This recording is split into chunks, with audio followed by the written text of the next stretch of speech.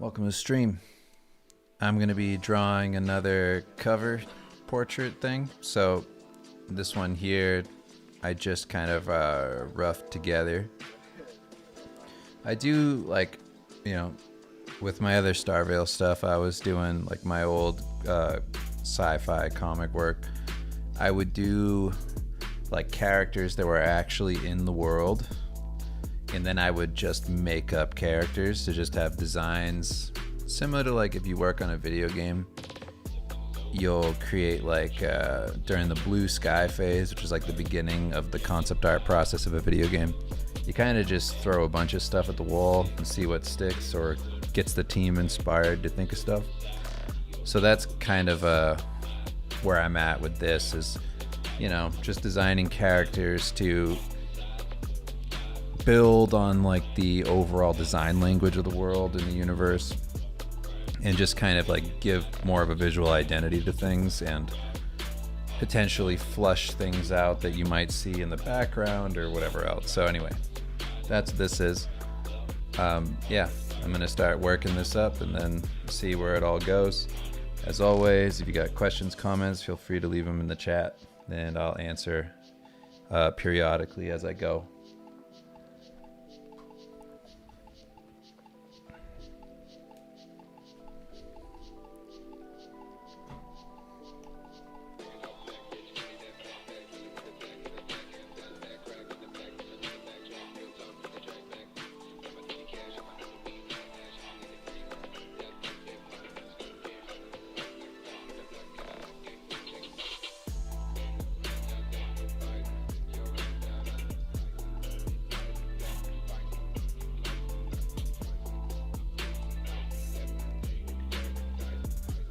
All right, let's get into it.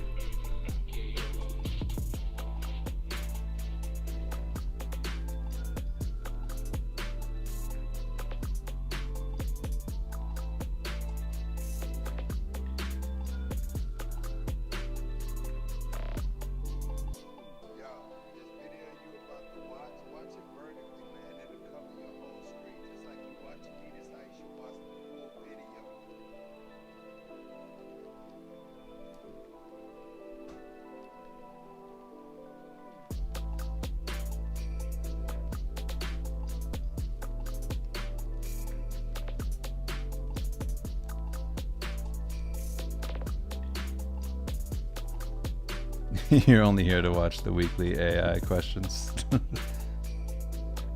know. Don't worry, I'm done with that.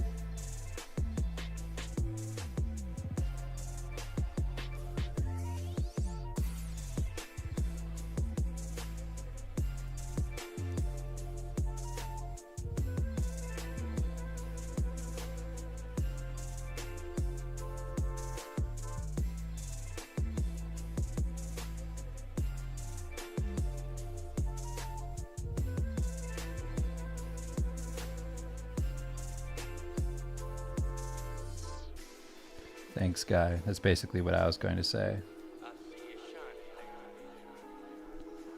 Well, Kim will be joining the streams again. We just found our little like cloud box that we use for running the mic through.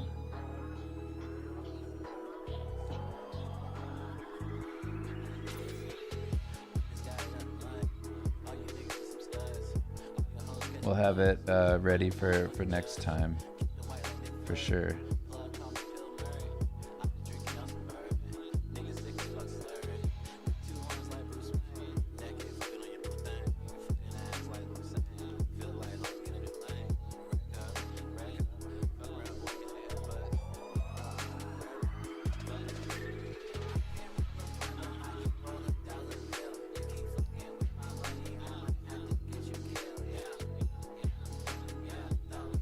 We had this plant that got root rot, and our friend helped us like take it out of the house and then get it all, basically like tried to see if it was salvageable, and it totally wasn't.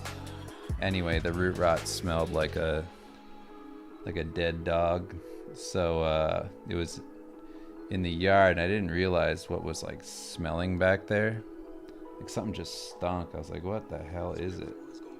It was just the old pot had the residual like dirt in it from the plant that got root rot, and it's just baking in the hot sun. So I was out there cleaning up just now. I put that pot into the trash, and I thought I cleaned myself well enough. Washed myself multiple times, but I can smell that smell creeping in. So I have to use all my psychic energy to block it out right now and just draw this creature.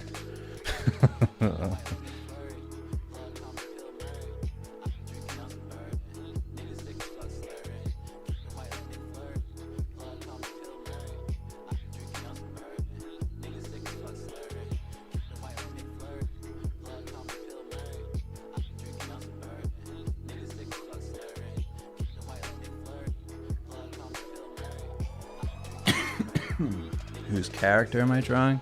Or just my character?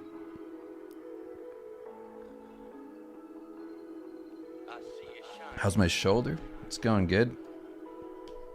I got some like regular massages done on it to make it so it's less shitty. So that was nice.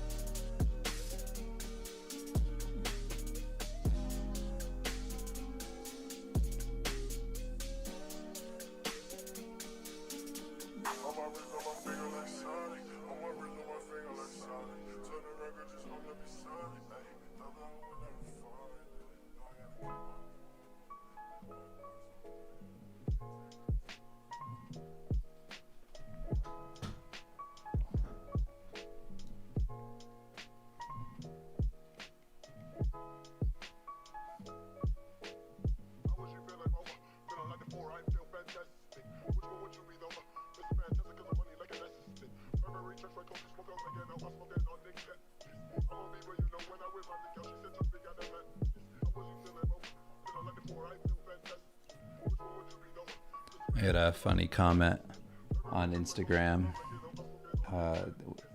Just makes me think that like this must not be so enjoyable to watch, but it was a comment from this guy who was like, on your Kirby time lapse, he's like, how did you get the recording to stay so zoomed out the whole time?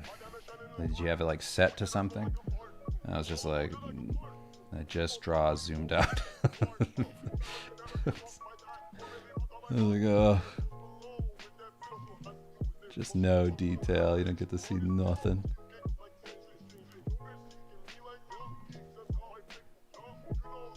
And unfortunately, it's like the best way to do it. You don't want to zoom way in, because then you're not really drawing the real way people are seeing it. You know, like people don't, when people look at a book, they don't do this against their face. So it's like you gotta draw like how people are actually taking in the things that you're doing. I might do what I saw Ross Draws put his thing out of like the camera over here above. Like I gotta figure out how I do that setup with what I have, because my tablet's pretty vertical, so it kind of have to be like behind me, I guess, like somewhere over here. It's probably a more effective way of doing my screen recording.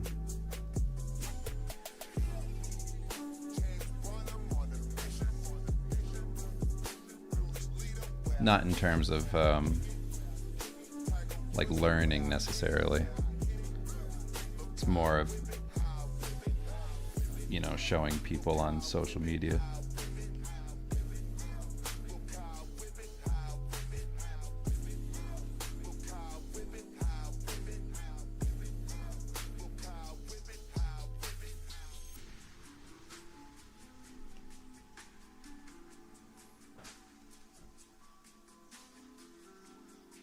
Between pencils, inking, and coloring, what would you say is your best skill?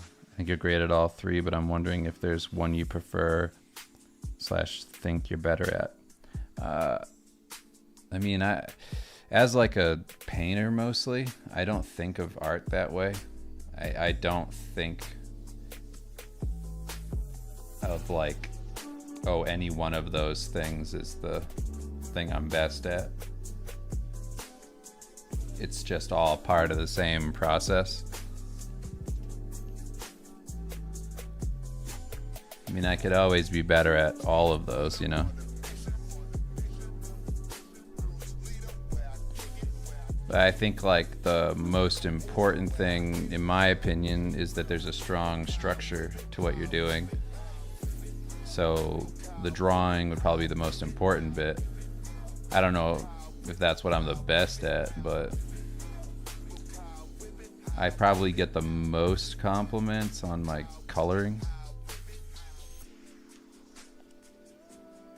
So I'll go ahead and say it's probably that.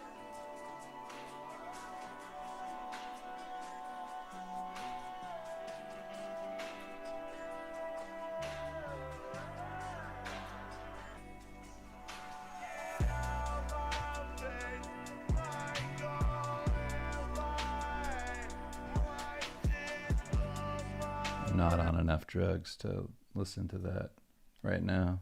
Let's go back to the beginning of this one.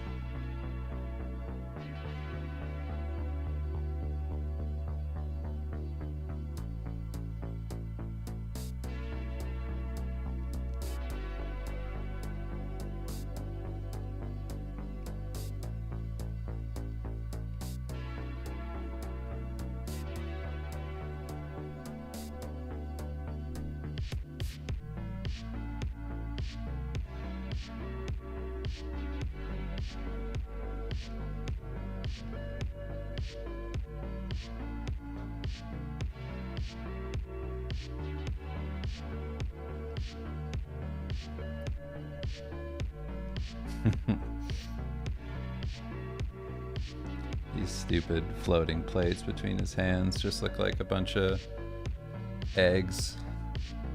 Eggs on plates.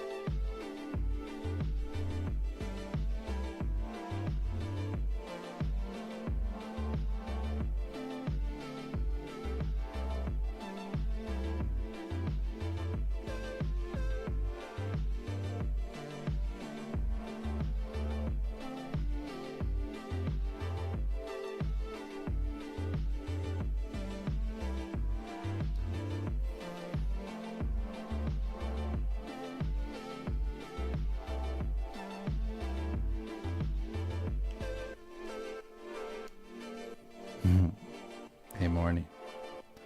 Thanks.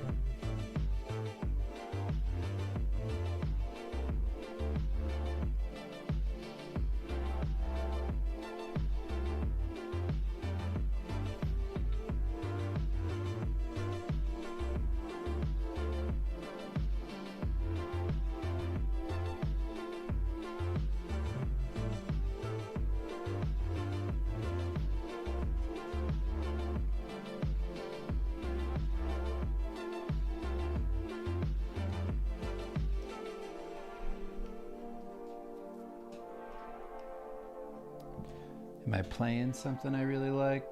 I was playing Space Marine and Astrobot. Those are both awesome.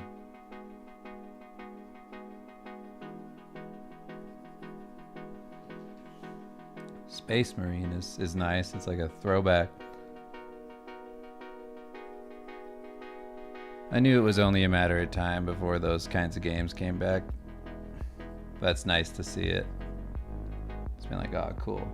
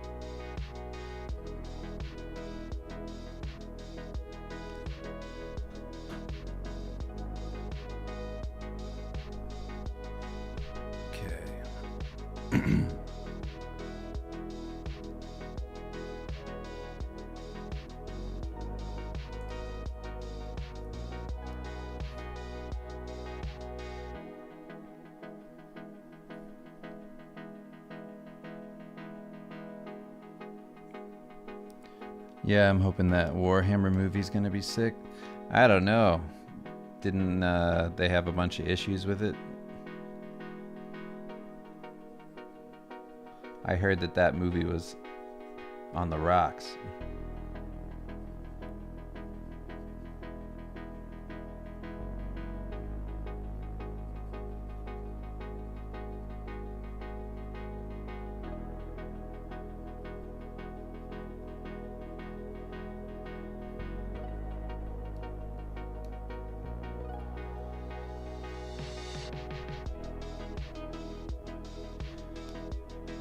Two streams ago, you asked about your basketball manga, and you told me to ask you in 2 weeks. So I'm just wondering if you gave it any more thought. Yeah, I mean, the plan is still the same for me. Of if I can, then I will do that like Shonen Jump style comic delivery system, where I do like an issue of each thing that I'm working on and compile them into something. Whether there's like one-off issues and, you know, stupid comics mixed with like real ones that I'm taking seriously. I'm just thinking of like doing like a annual type of release like that.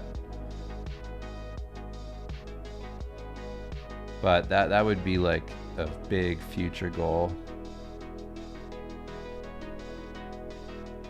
At the moment, I have, not like I'm stuck doing any one thing, but I've accepted a role on something that's just a great like career opportunity where I get to be me in like a big way.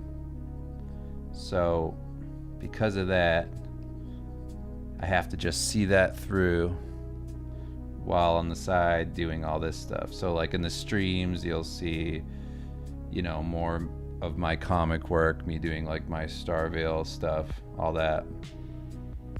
And then I'll probably do like some Steve Lichman stuff because that's pretty far along. And then outside of that, all my work is going to be related to the project that I'm working on for not too long. I'm only on it for like a little while, like a couple months. But that's what I'm looking at in the immediate future, which is nice. The ultimate basketball manga name, Shonen Jump Shot. Mine was called Fuck You, a Basketball Manga, because nobody's asking me to make it. Or at least that was the initial idea.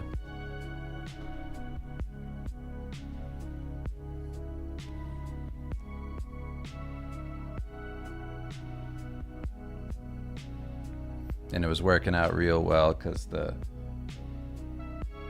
fuck had, like, instead of the U, it was a basketball hoop, and the U with the O had a basketball. It was pretty cool.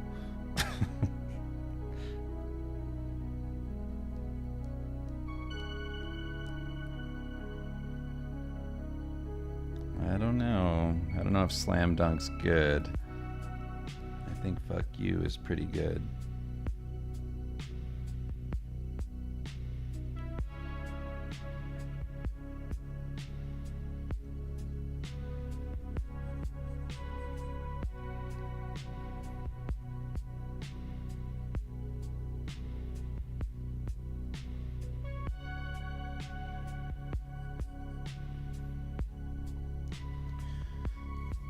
Can I ask what made you want to do a basketball manga? I just thought it'd be funny.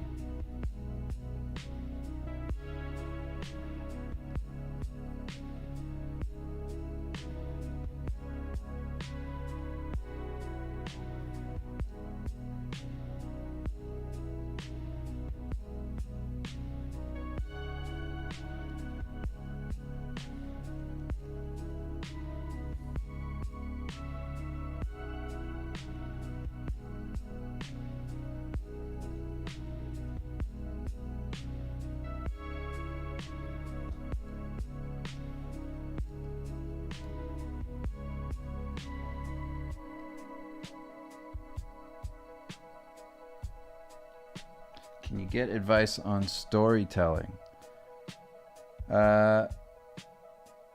Sure. I mean, just ask away. If I can help, I will. I'm not like incredible at it or anything, but I got some experience.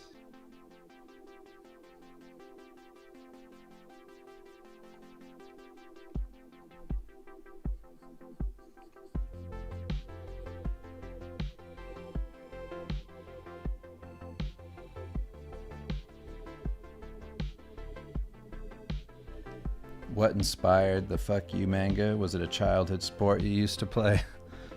Not really. It's more like I like Yu Yu Hakusho and like a bunch of other anime from like the 90s and 80s. And I just felt like I could shine if I did something like that. Like I like doing, like Steve Lichtman. I don't have like a crazy vast knowledge of Dungeons and Dragons. I have more than a normal person does, and I've worked on Dungeons and Dragons and whatever, but I'm not like a mega fan. So coming into something like that, I always like having just a different, I don't know, perspective on that stuff. And the Fuck You basketball manga, it's not about like a high school that plays games and, it's all about when's the next match and can we get motivated and all that. It's like it's not really that kind of idea. It's more along the lines of like, basketball is why the characters are together, and then stuff happens to those characters. And basketball is kind of a part of it. What method do I use? Like just very broadly speaking. I really just try and think of like an initial spark of an idea that sounds really cool to me. And then from there, I over time will just kind of feel it out. I keep it in my mind. I'll take like notes on it. And then honestly, like before I start really getting into structure or anything like that, I'll do like long walks at night where I just listen to like a soundtrack that I made that feels like what the story feels like. You know, like as if it were a movie, like what's the soundtrack for that? So I'll put together something like that, and then I'll go for walks and just kind of imagine scenes and things and start working through ideas. And then I just build from there. I can give you one that I'm kind of, well, actually, I don't know if I'll tell it. It's a cool one. But basically, it's like trying to find a little hook to a story and then building. And I'm always trying to like find character motivations, try and find like the, you know, like the, if you ever watch like South Park dudes, Trey and Matt, when they talk about their method of storytelling, like I tend to follow that, like but and therefore if this happens, you know, therefore this happens, and then they do this, but oh no, this happens. And I get a lot of like practice just having children. Like I tell stories to them and make them up like almost daily. So outside of even doing like the comics, I'm kind of always telling stories now, which is nice. So it's becoming like a muscle that I'm just constantly working on.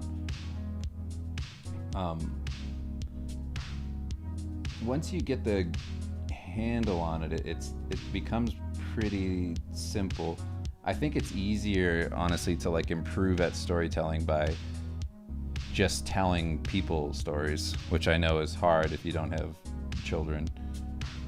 But just like getting out of your own way and being vulnerable and feeling stupid and just saying stuff and trying to make a compelling story. I think that's why like D&D is so good for that. Like the amount of people that come out of playing D&D as, you know, storytellers. It's a very large amount of people.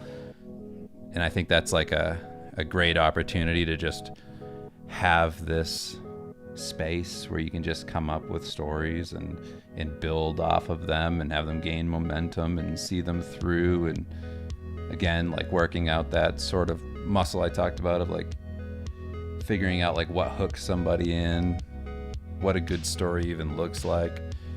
That sort of thing is, you know, there's a lot of like method to it and whatnot. Like you can read a lot of books on these sort of things, or just listen to people talk about like how to tell stories. But I think the most important thing is just repetition through just doing it over and over again. Just writing a lot and telling a lot of stories. And that way you get, you know, better and better. And it's just the same thing as any other discipline, just that practice and being conscious of what you're doing and what worked, what didn't work, and then building from there. And being authentic too, you know. It's like you're not telling stories that are outside of your like wheelhouse completely.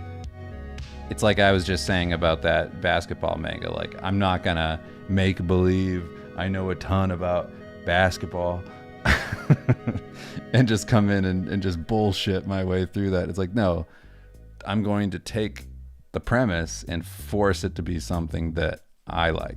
It's like I'm making it something that like I can relate to or something that I'm into. And then this thing that starts out as like, you know, you might think it's going to be a slam dunk or something like that. Like I'm going to try and make you cry through basketball. You're wrong. It's not going to be that. It's going to be more like Space Jam mixed with Yu Yu Hakusho.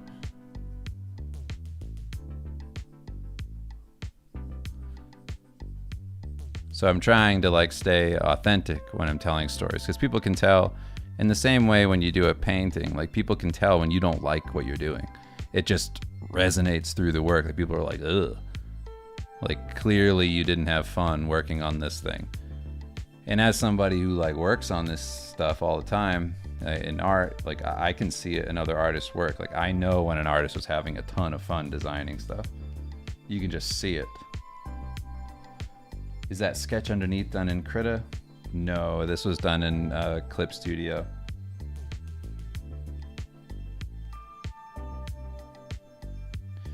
The only reason I didn't do it in Krita is just, I mean, I don't have to use Clip Studio or Krita for any one thing. I mean, I like this brush specifically for inking, but in terms of like drawing and sketching and whatnot, like it's just what feels good. And I like some of the sketching brushes in Clip Studio, so I'll do that just to get like a quick roughed in drawing. And because of the way that brush engine works, I feel like I'm able to quickly get accurate lines. So if I'm like sketching something out, it's easy. Some of these lines can be a little specific. Like I like doing Krita lines like this because it's very expressive in the inks, but in terms of starting from this phase, like I can, but I find that I'm limited to like the way I'm thinking. This is gonna sound weird, but like the way I'm thinking changes depending on what brush I'm using. Similar to like if you write notes and stuff with a green pen, you're gonna think of things like money or whatever. Like it's all like association stuff. So like the way this brush moves kind of informs the way I design my shapes. So I try not to have any one brush be like my start to finish necessarily, because things can feel a bit samey throughout. So it's nice to kind of break it up, if that makes any sense.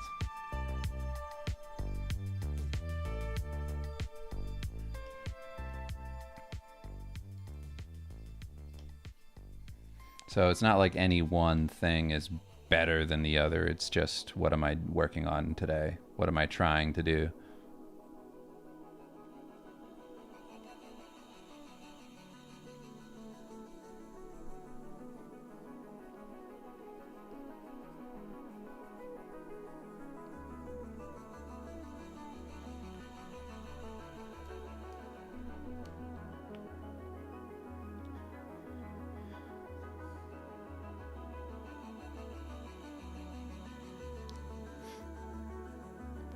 Nicholas asks, I'm going through a rebuilding phase of looking at my work and figuring out where my weak points are. Was wondering, what do you consider a weak point in your art? I feel pretty good about like my comic style stuff. I think the thing that I'm not, I mean, my weak point will always be my drawing ability, because that's always something you can work on. So it's not necessarily that like it's weak in context with everybody in the world. It's just weak to me. In terms of my glaring thing to me, I think it's mostly my paintings. Like I've been doing a bunch of stuff for Diablo 4 the past, I don't know, year basically. And every time I do those, like everybody who's on the team is happy with the final results. Like that's been the case every time, which is fine. Like I'm happy that they're happy. But like for me, I'm like, God, none of these are hitting this like sweet spot that I'm looking for with like texture and just like the kind of painter that I want to be. So I've kind of started to crack that code in the past few weeks in terms of like the look. But that's something that I think about a lot, because I do like my inks and things. I'm like, yeah, these are, you know, like as far as an inked comic goes, like that one that I did called Veil, like that one is about, you know, as close to what I wanted to do as anything. Like, that felt great. And I've kind of always felt that way about the comics. Like, I don't hate them. Like, I'm like, okay, cool. But my weakness is in my painting ability. So I've been working that up, and I've been way more successful lately, at least in terms of the, like, just like the visual identity of it. It's getting the feeling across that I've wanted for a long time. So that essentially means that you won't see any of that. At least not the specific stuff I'm doing for a long time. But it is way closer now. So I feel good that I'm starting to address that in a real way.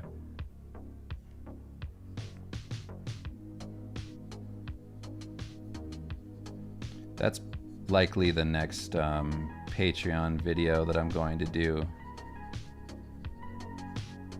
which I feel good about.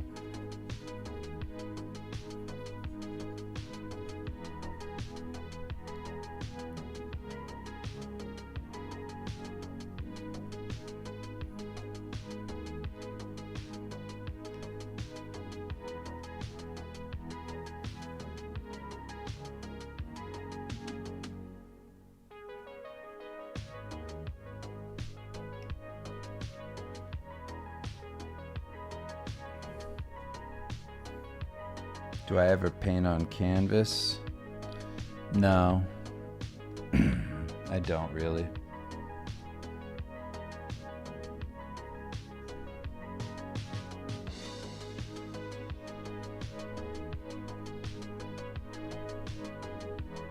When I've done like watercolors and that sort of thing, I really like it, but it's just not like a thing that I would do regularly. Just because it's much faster to do everything this way.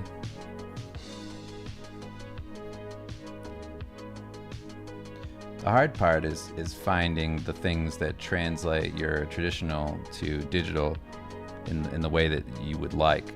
Like this inking brush is probably the closest to how my like inked brushwork looks on the page. So that's been really nice because I like to do like dry brush stuff and get really expressive with just like an actual brush when I'm inking. I don't like inking with a pen. So this feels the closest to that out of anything I've found digitally. So that's been really nice. And I've just started to find an equivalent to the kind of like oil, watercolory, painted texture feel that I'm going for. That watercolor brush in Krita is pretty good, the one that I've had up on like the Patreon and whatnot. But those recent brushes from Greg Rutkowski are really good, those oil brushes. I posted them up on my I shared them on Twitter. Those are really cool.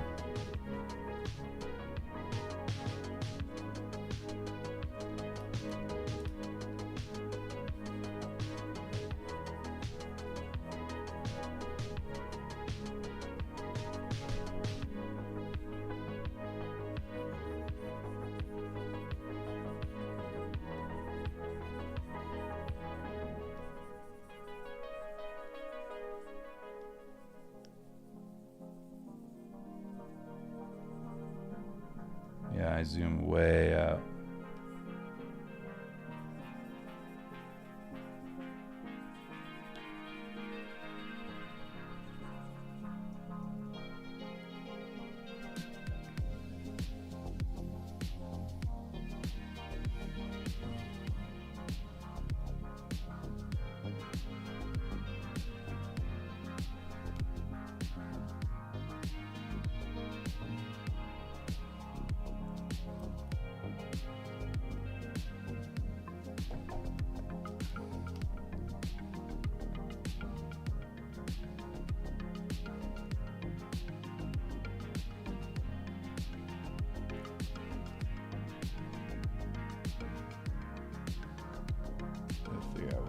this circle to go.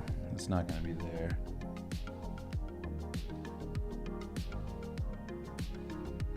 What are we going to do? Something like that.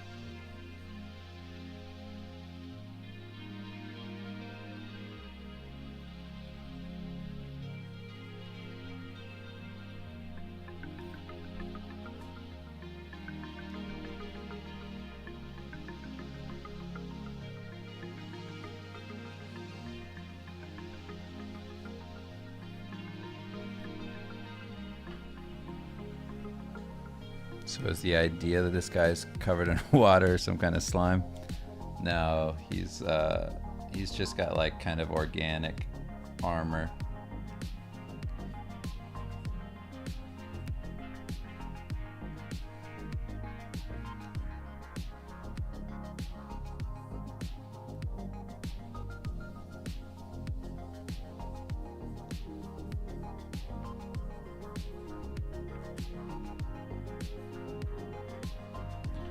The Rutcasty brushes do not work in Krita. They're either Procreate or Photoshop.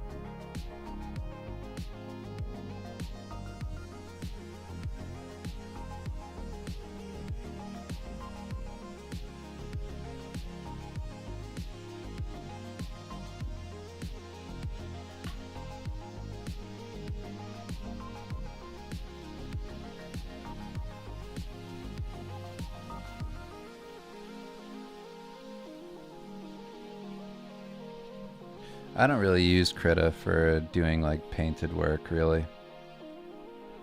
I've done some stuff in it like that, but I'm just not crazy about it.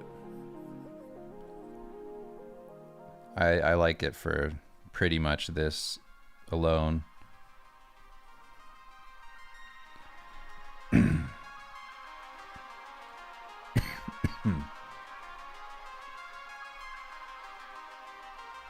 Okay, cool.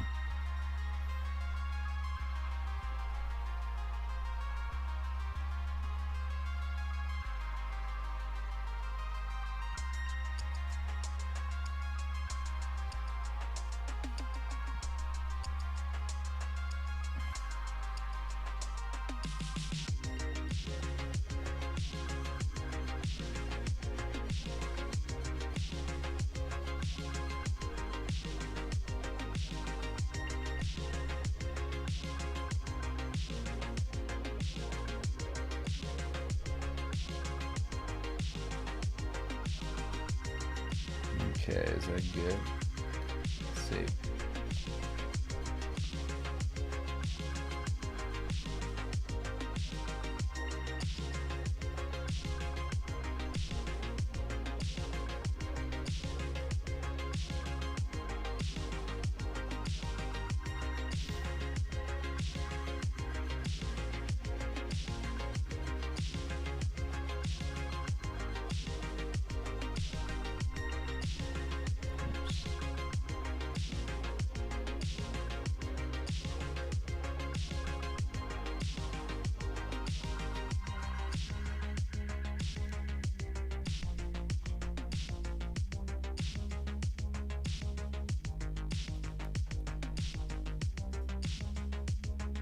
I was like, what's going on?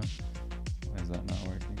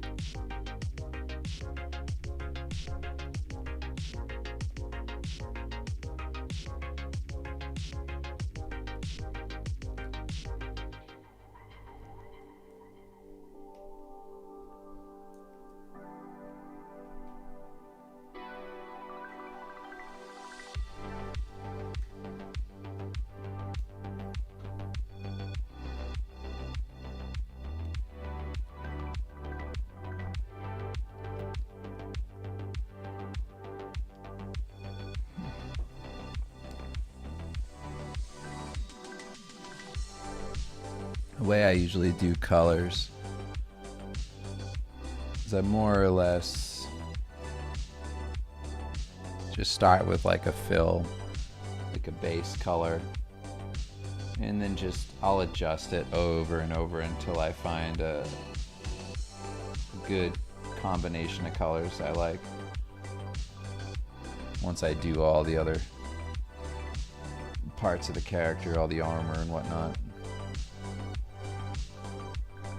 But this green is really just here to be a placeholder.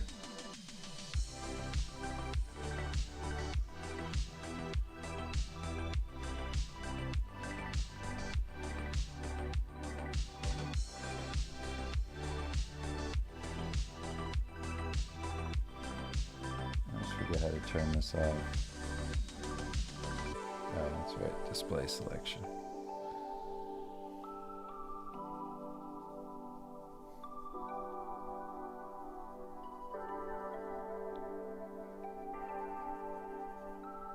I use too many different programs. I always forget shortcuts or stuff.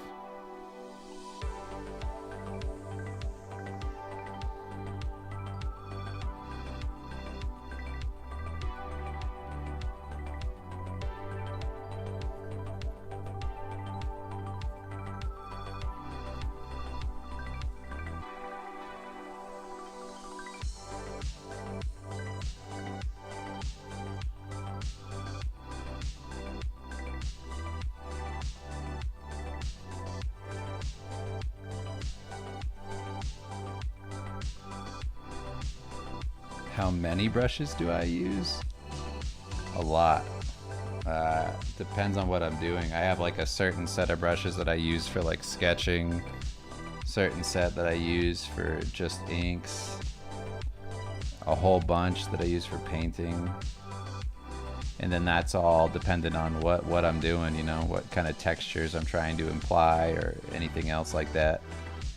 So yeah, it's very like per job or whatever thing I'm working on. It's like I change it up. Just certain things get the effects that I want.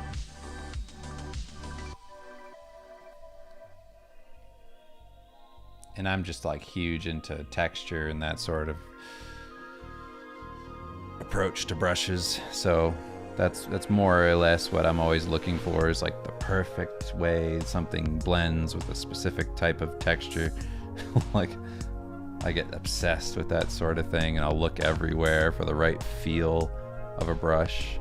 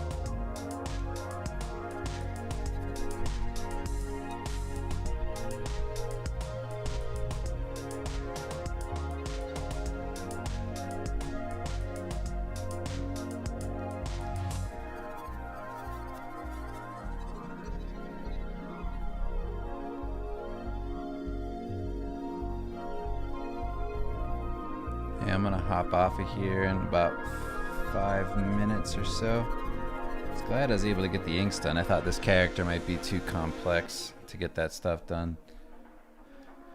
The way that I'm gonna end up doing it is similar to the one that's on the left there. Is doing like a textured background that's reminiscent of like, you know, old lumpy paper.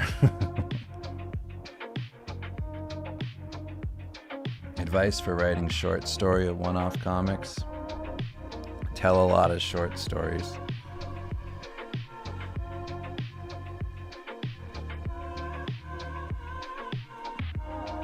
Make sure that you have a solid idea before you just jump into doing the art. I think like one of the big ones with artists primarily is that like they just want to get into drawing the thing as soon as possible. And I think once you realize how much work goes into a comic, and you realize that the only reason anybody looks at these things is to read a story, it's like then you'll spend a lot more time refining that story because you know you're going to spend so much time drawing it.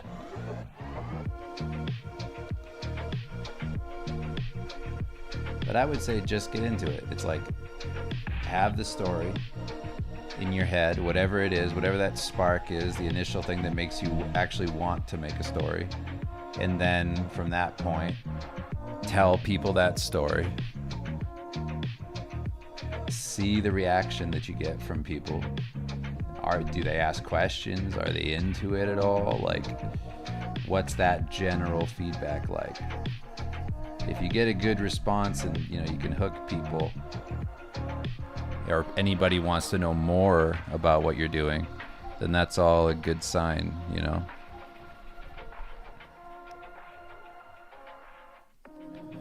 There are certain things like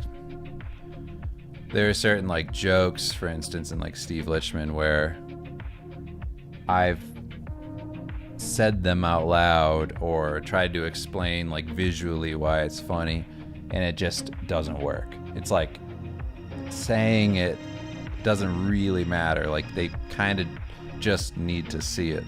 So certain parts of comics are, purely visual, so it's not a lot you can do. It's like people are gonna totally get what you see in your head.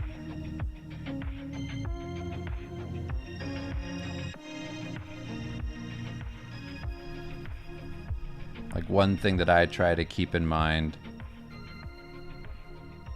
it's like especially if you saw my dungeon creatures sort of thing, like I'm doing like a monster manual, and I was doing a bunch of them on here on stream. Like, if I tell you I'm going to do a monster manual, you might be like, a lot of people be like, oh, that's been done before. Why would you do that? And the egotistical part of yourself has to say, yes, it's been done, but you've never seen me do it. I'm going to crush it. It's like you have to have that like belief in yourself that like certain aspects of your story, like the broad strokes of it, should be able to be communicated, right? But in terms of like what the pull is with the art, it's like maybe it's just so cool, like your story is maybe a little basic, like it's just a story that you've seen a bunch of times, but your version of it is really specific and cool. It's like, visually speaking, even though it follows a solid structure because this thing exists, but this is my take on it. Like that sort of thing's okay too. So not everything can be expressed in words, but there should be a kernel of your idea that resonates and people can follow.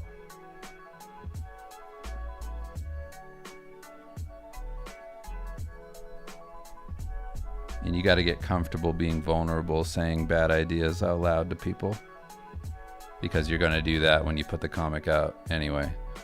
So you got to get used to just being like, listen to this, and then just let it be shit.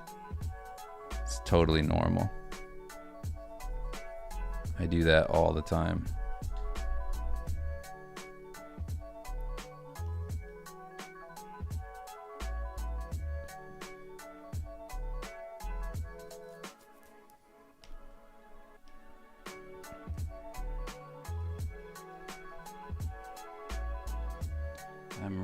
trying to make sure this looks cool.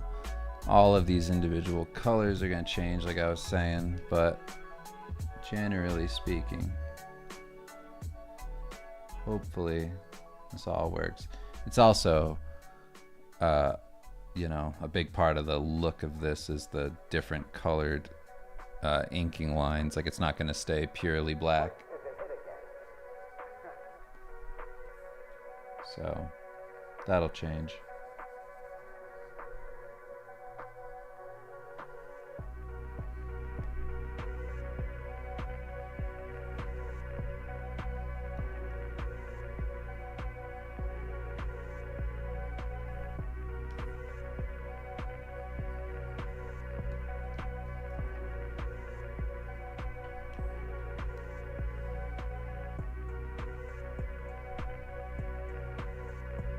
How many short stories do you think someone needs to write before they're decent at it?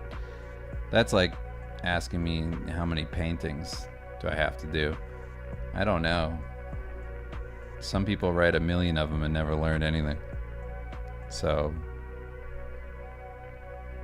it's dependent on the person. It's what you take out of it and what you're actually like doing with the information, the feedback you get.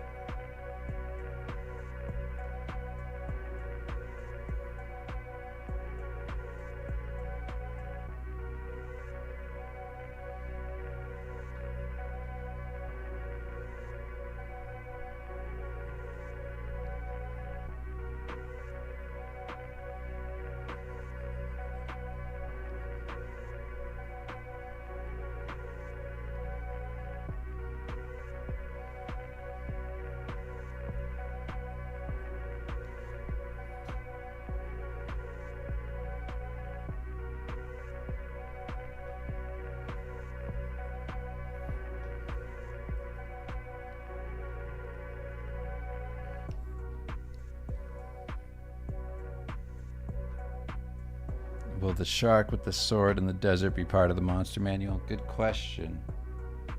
Should be. Put him on the list. Shark that pukes up a sword. Fights with it.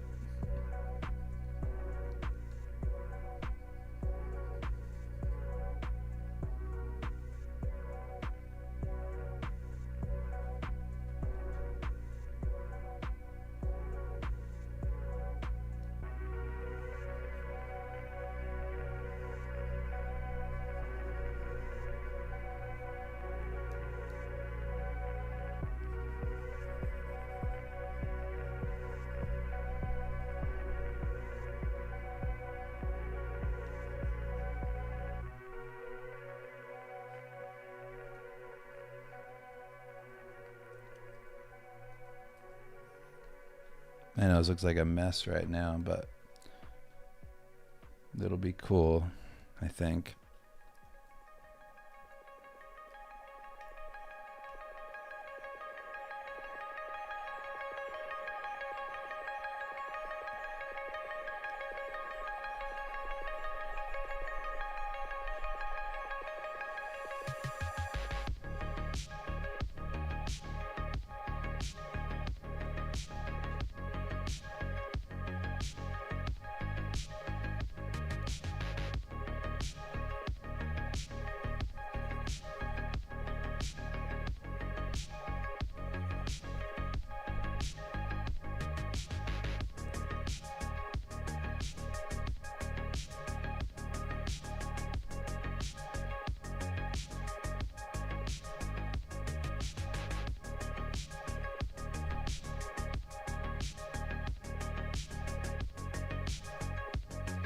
It's Conjuring McNuggets.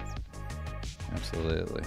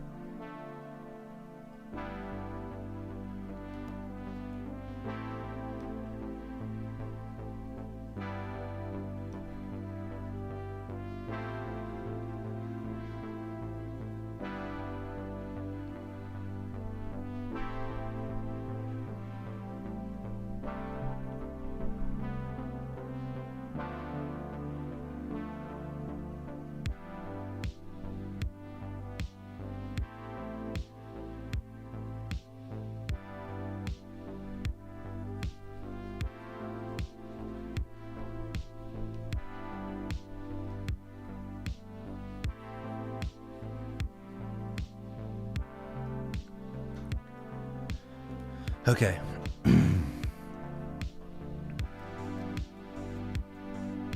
Thank you all for hanging out with me. We made decent progress on a detailed character. I'll zoom in on him. Thank you all for hanging out and for all the questions. I appreciate it. I hope that you're all doing well. And yeah, I'm gonna be more active on the Patreon. I actually have like a backlog of like 50 things I can post. So expect that. For real. And yeah, love to you all. Have a good weekend, and I will talk to you next Thursday.